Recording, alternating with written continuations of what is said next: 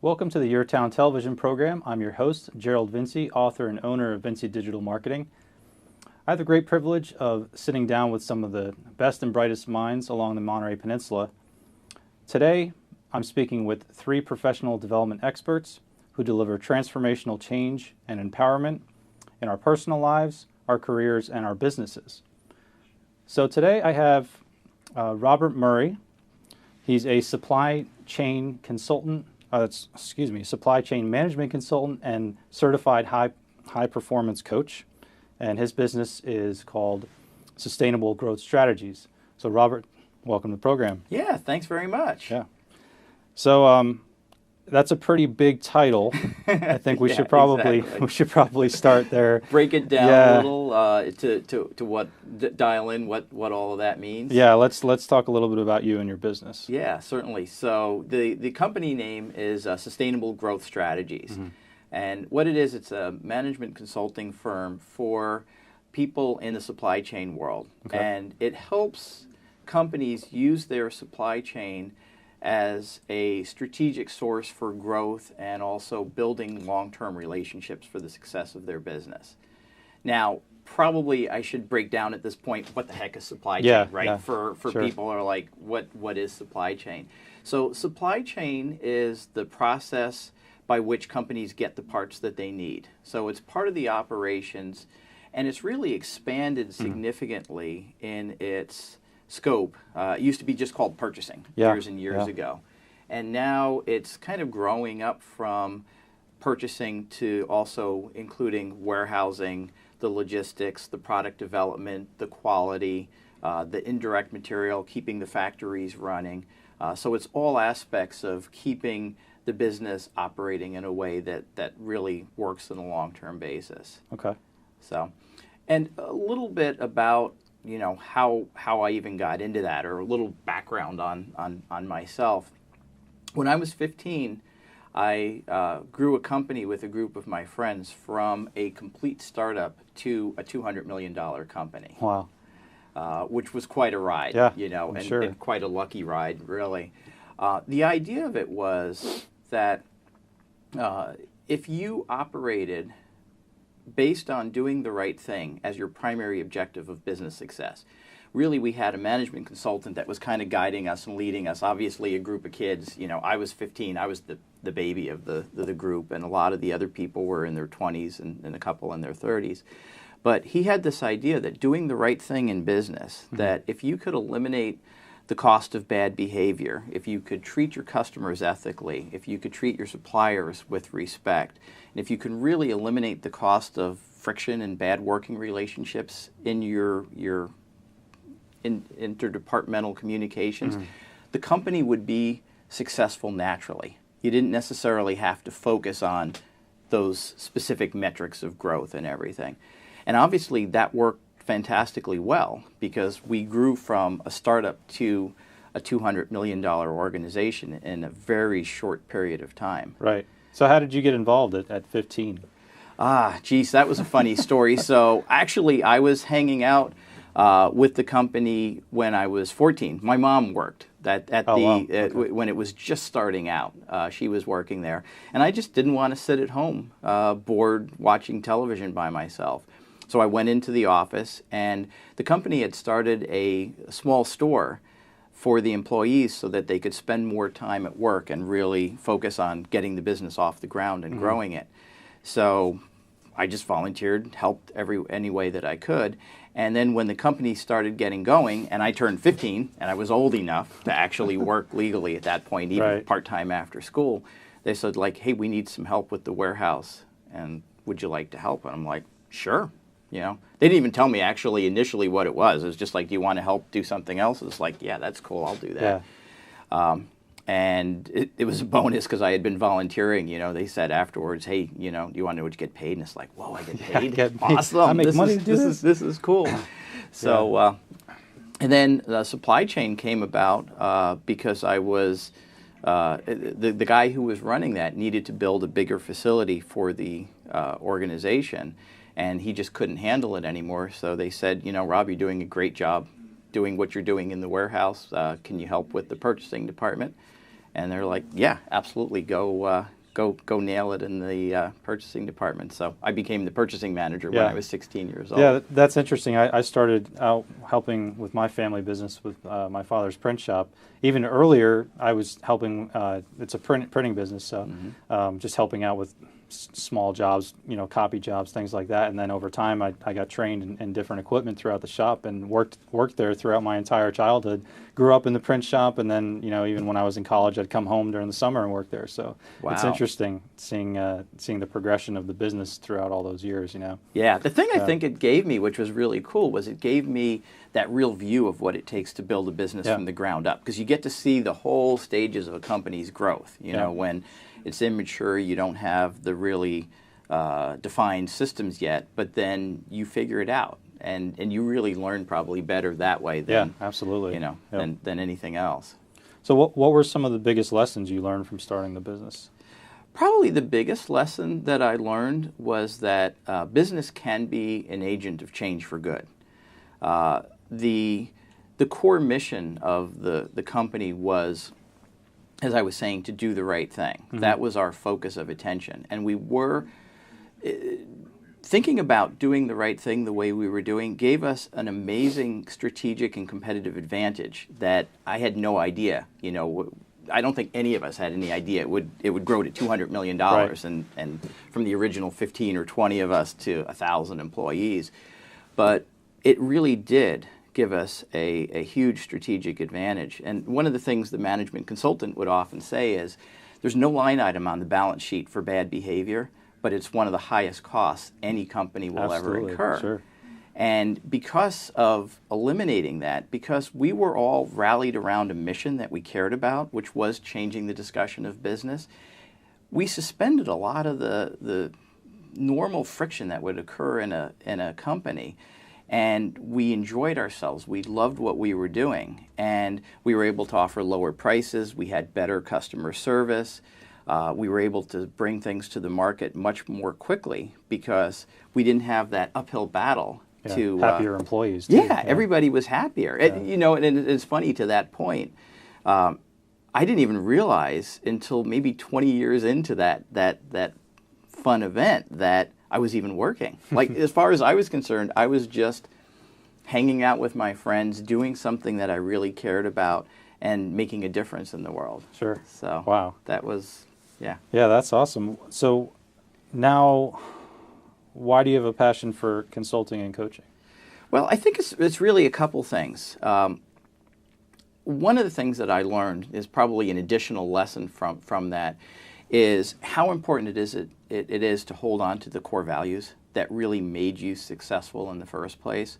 And as we were doing that, as we were so focused on doing the right thing, the company grew and we were basically unstoppable.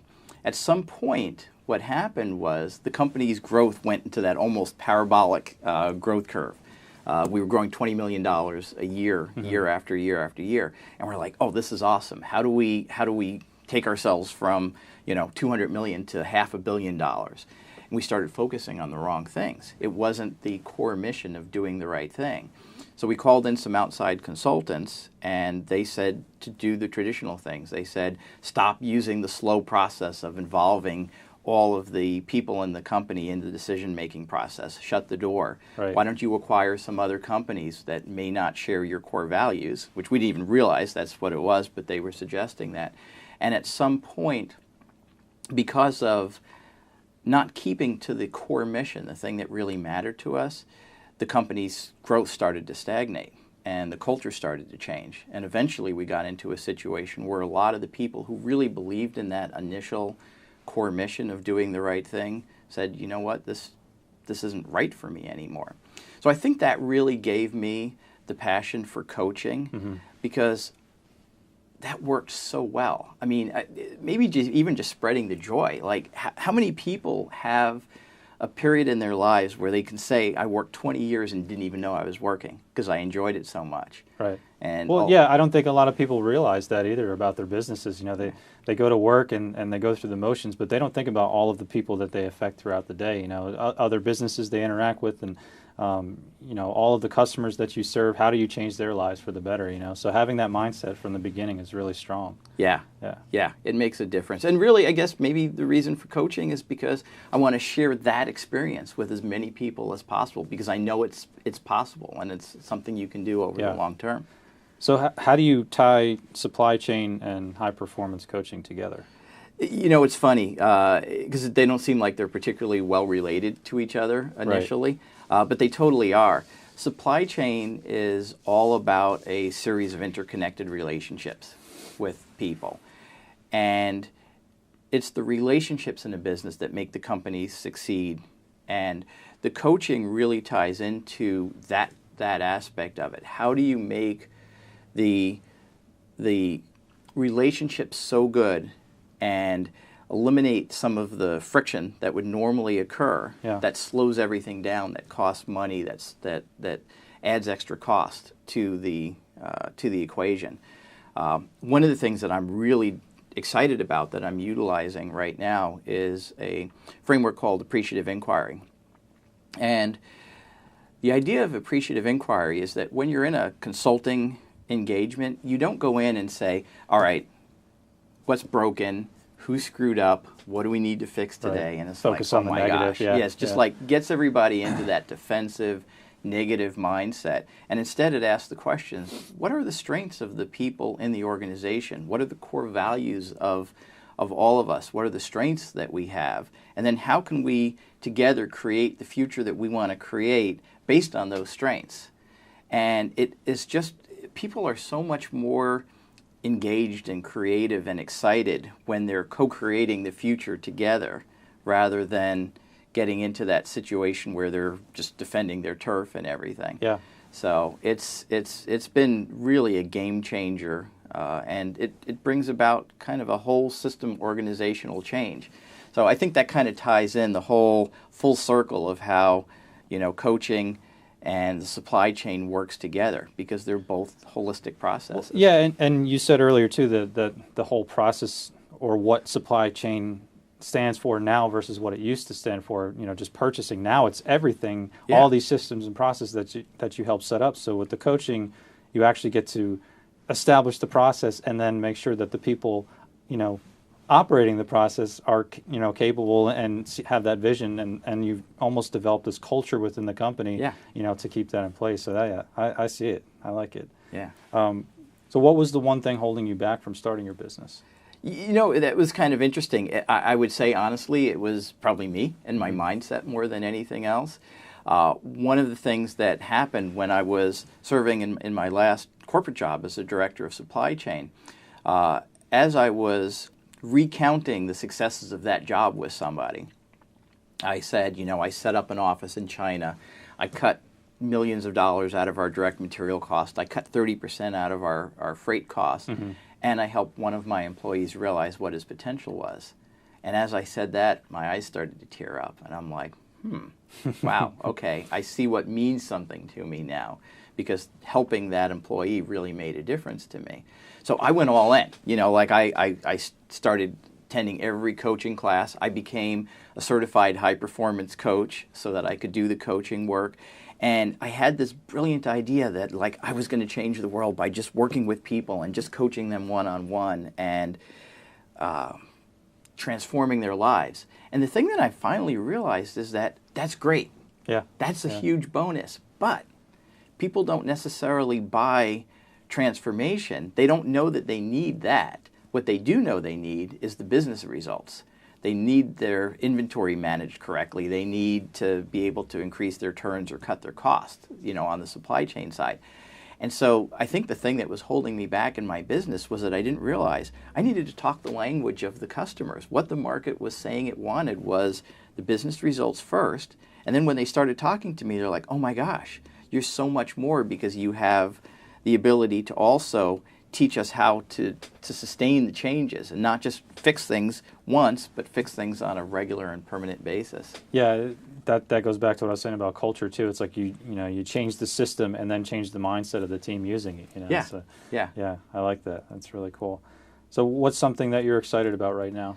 I think the thing I'm excited the most about right now is seeing this movement, the whole movement where I'm talking initially about the lesson I learned of business can be an agent of change for good in the world, it's starting to take hold. And I'm really, really excited about accelerating businesses that have that mindset and helping them through really helping their supply chain. But there's this whole conscious capitalism movement, or for-purpose business, or Game Changers 500, and it's really starting to grow. And the one thing that's just burned in my mind from my past experiences is that you can't be successful on a long-term basis. You can't compete successfully in the world market today unless you stand for something, unless everybody's on the same page, unless you're reducing the costs of the bad behavior. And so I just see this as at some point, businesses run the traditional way that just, do harm and take advantage of customers. They're not going to be able to compete in the global marketplace anymore. Right. Yeah. I was thinking about something about that point too. I lost my train of thought. So what do you think the best business advice you ever received was? I think probably the best business advice, oh geez, there's so much. I know. Probably the best one that I received recently that's really been making a huge difference for me is the power of surrounding yourself with the right group of people. That's one of the things that's probably changed most dramatically as I became a coach and consultant. Mm-hmm. And instead of getting into that situation where people are negative, they're complaining all their time, they're talking about their troubles, I'm surrounding myself with people who are growing businesses, they're changing the world, they have new ideas. And that gets me excited. I get up and then I realize what the potential is by seeing what these people are doing, and it's like, okay, this story I'm telling myself, that's not the real thing. That's just a limiting belief. Right. So, yeah, with conscious capitalism too, are you looking to connect with people who are already kind of in that mindset, or helping people transform towards that mindset? Honestly, I think I'm really looking to connect with people who are in that mindset already. Because if you're not there already, it's difficult to convince people to shift that way. But it's very easy to help teach people operationally how to sustain what they already believe over the long term. Right. All right. Well, we're just about out of time. So tell us real quick where we can find you and learn more about what you do. Yeah. So the company name is Sustainable Growth Strategies. So it's all run together, Sustainable Growth Strategies, really long. So I'm trying to figure that out. And if you want to get in touch with me, probably the easiest way is to use my personal email because it's shorter.